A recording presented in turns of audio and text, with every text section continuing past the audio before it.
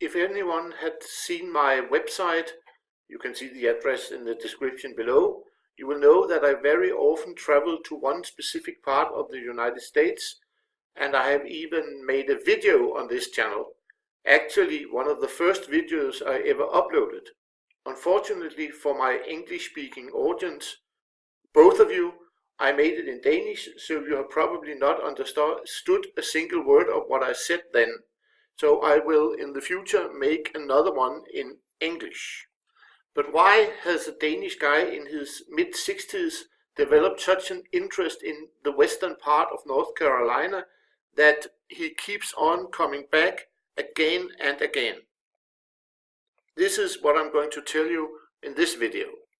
But let me start off with a little background. I have always loved to travel, especially travel by car, doing road trips and stuff like that. The only thing I'm not really too fond of is traveling by boat, which I find is a complete waste of time.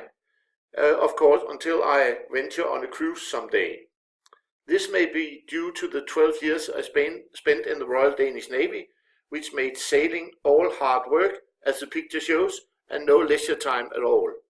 Then, back in 1990, my in-laws celebrated their 35th anniversary by inviting the whole family for a one-week vacation on the island of Mallorca in the Mediterranean. And 5 years later, they repeated this event. Both were very nice trips with all of the family, and everybody enjoyed it a lot. So much, in fact, that another 5 years later, celebrating their 45th anniversary in year 2000, we were all, at that time 11 people, invited on a 2-week road trip in the United States.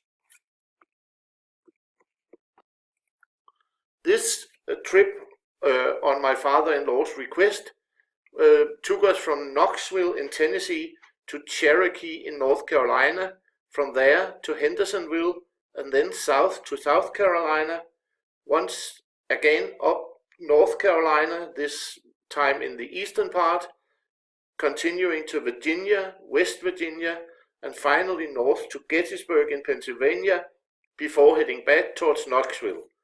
This was my first meeting with Western North Carolina, and one day, while driving north, my wife remembered that 2 years earlier she had noticed a sign telling about the Tom Dooley story somewhere in the vicinity of Blue Ridge Parkway. Unfortunately, she didn't remember where she had seen it, so we did not find it on that occasion. But we decided to look for it should we ever come back to North Carolina once more. And we actually did 2 years earlier, 2 years later, of course. We once again visited North Carolina, and this time, as you can see in the picture, we actually find the sign. It was on the lump, the rest area, the lump on Blue Ridge Parkway, just north of Boone. And this was what caused my interest in the Tom Dooley case. But that's not what this video is about. Anyway, 2 years later, we were on yet another road trip, and once more in the southeastern part of USA. We didn't make much variety in our vacations in those days.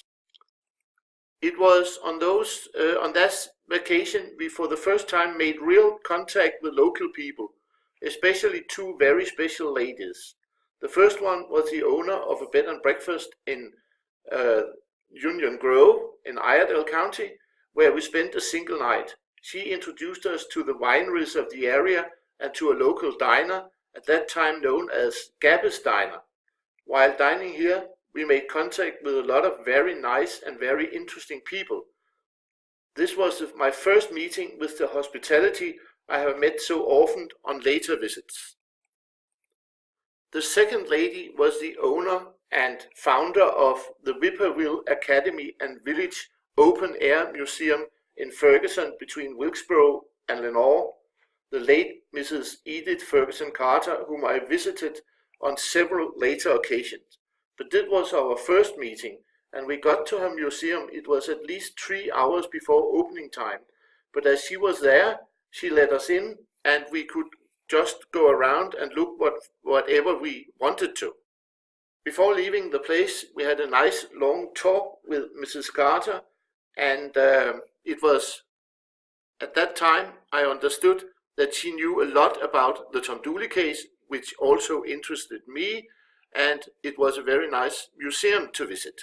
So it became quite late in the afternoon before we left the museum and headed north on our 275 miles drive to Charlottesville in Virginia. So if I hadn't been turned on to the Tom Dooley story and this area in particular before my visit here, I definitely was when we left. But what kept me coming back then? Well, in the beginning it was definitely the Tom Dooley story. Edith Carter had painted a lot of pictures depicting the legend as she knew it, and I loved to visit her Tom Dooley exhibition at the Whippoorwill Academy and have her tell me about the legend. Having looking in vain for Tom Dooley's gravestone several times, it was her who finally directed me to the right place and told me just to ignore the keep out signs. Another thing I had gotten interested in on my first visit in 2000 was the Cherokees after a visit to the Okanalofte Indian village in Cherokee. And I started reading about the tribe, and like my interest in Tom Dooley, this led me to buying books and revisiting the area several times.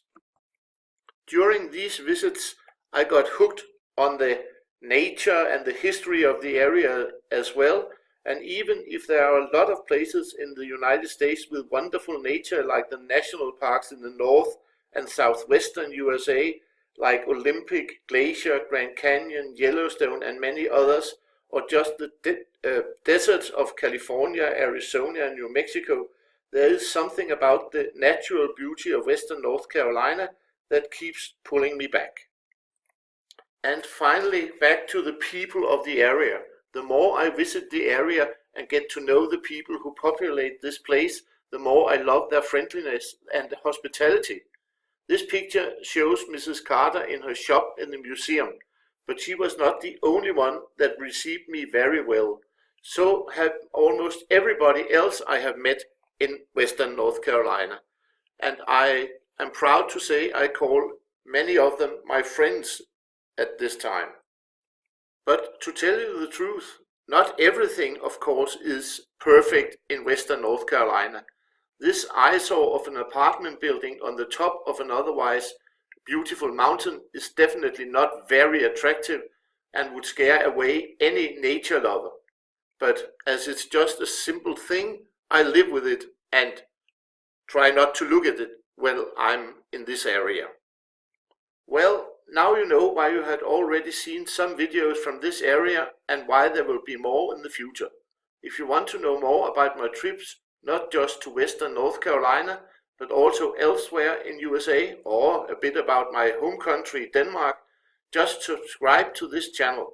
There will be more videos both in Danish language and in my broken English, for which I apologize. Thank you so much for watching.